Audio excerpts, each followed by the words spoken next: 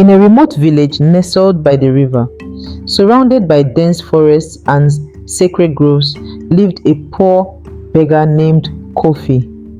The village, known as Nkromah, was rich in tradition and steeped in myths passed down from generation to generation. The people of Nkromah believed deeply in the power of nature, and the forests, rivers, and even the winds were thought to hold mystical powers. Elders spoke of an ancient stone hidden deep in the forest, said to possess magical powers capable of turning the lowliest of beggars into the richest and most powerful kings. But the stone could only be found by someone pure of heart, someone destined for greatness. Kofi was no stranger to hardship. He had no family, no home, and no wealth. He spent his days on the village streets begging for food, a handful of coins, or any kindness from the villagers who passed by. Though his clothes were tattered and his hands calloused from years of begging, Kofi's spirit was unbroken. He would always offer a smile to anyone who took the time to speak to him, and his heart, though poor, was full of kindness. He believed that a day would come when his fortunes would change, though he never dared to imagine how. One day, as Kofi sat beneath the great baobab tree at the edge of the village, an elder approached him. The elder, a man named Togbe, was known as the wisest of the village. His long white beard and piercing eyes spoke of decades of wisdom, and his presence alone commanded respect. "Kofi," Togbe said, his voice deep and resonant, "I see your heart. Though you have nothing, you give everything. Your kindness has not gone unnoticed. There is a story, an ancient tale, about a stone that can change the fate of any man who finds it. But it is not an ordinary stone.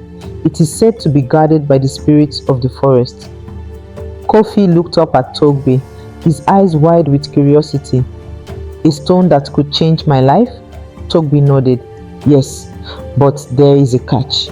The stone can only be found by someone whose heart is pure, someone who seeks it not for greed or power, but for the good of others.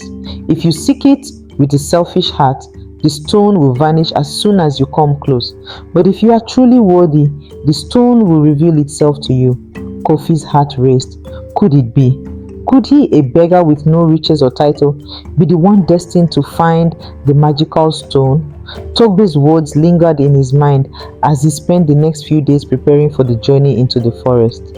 The path leading to the sacred groves was narrow and winding, with thick trees towering on either side. The air was thick with the scent of damp earth, and the sound of rustling leaves and distant bird calls filled the silence. Kofi walked for hours, deeper and deeper into the forest, until the light from the outside world barely reached him. It was as though the trees themselves were closing in, protecting something secret, something ancient. After what felt like an eternity, Kofi reached a clearing. In the center of the clearing lay a large, flat stone, its surface gleaming in the dappled sunlight. The stone was unlike any Kofi had ever seen.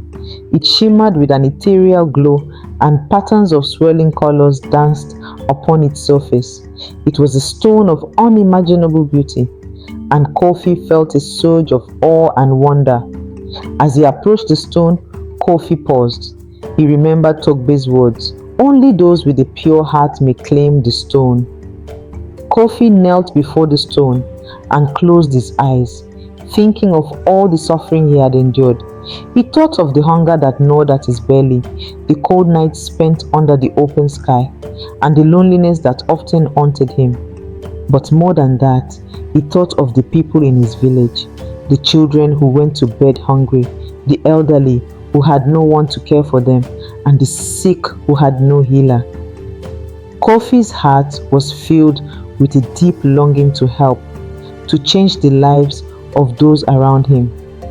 He did not seek the stone for himself, but for his village, for the people he loved. With that thought in his heart, he reached out and placed his hand upon the stone. The ground beneath him trembled, and the air grew thick with a strange energy. Suddenly the stone began to glow brightly, and a deep voice, like the rumble of thunder, filled the air. "Who dares to claim me?" the voice boomed. Kofi's heart raced, but he stood tall. "I do," he said, his voice steady. "I seek not for myself, but for my people. I wish to help them, to lift them from the suffering they endure. Grant me the power to do so." For a moment, there was silence. Then the voice spoke again, this time softer, almost kind. "You are worthy, Kofi. Your heart is pure and your intentions are true. The power you seek is yours. But remember, true greatness lies not in wealth or power, but in the kindness you offer to others. Go forth and let your heart lead you."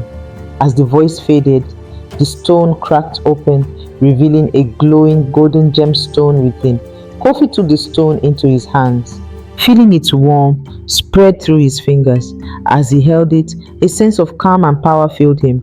He knew in that moment that his life would never be the same. Kofi returned to the village with the stone in hand, and as he entered, the villagers gathered around him, sensing a change in the air. He walked straight to the village square and placed the stone upon the ground. Immediately, the ground began to rumble, and a great light burst forth from the stone, enveloping the entire village. When the light faded, the villagers found themselves in awe. Kofi was no longer the beggar they had once known. His tattered clothes were replaced with rich robes. His worn hands now held the staff of a king, and his eyes shone with wisdom and power. The stone had transformed him, but it was the power within his heart, the love he had for his people, that had made him worthy of the transformation. Over time, Kofi ruled the village with fairness, kindness, and wisdom. He used his newfound wealth and power to build schools for the children, hospitals for the sick, and farms for the hungry. He never forgot his humble beginnings, and he always reminded the villagers that true greatness came not from gold or titles, but from the love and service we give to others. The village of Nkromah flourished under Kofi's reign, and his story became a legend, passed down through generations.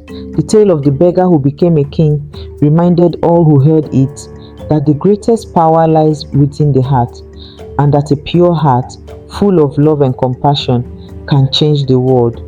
And so, the people of Nkromah lived in peace and prosperity, knowing that the magic of the stone had not come from its golden glow, but from the kindness that had transformed Kofi's heart and the lives of all who knew him. Moral of the story: true greatness comes not from wealth or power, but from the purity of one's heart and the love and kindness they show to others.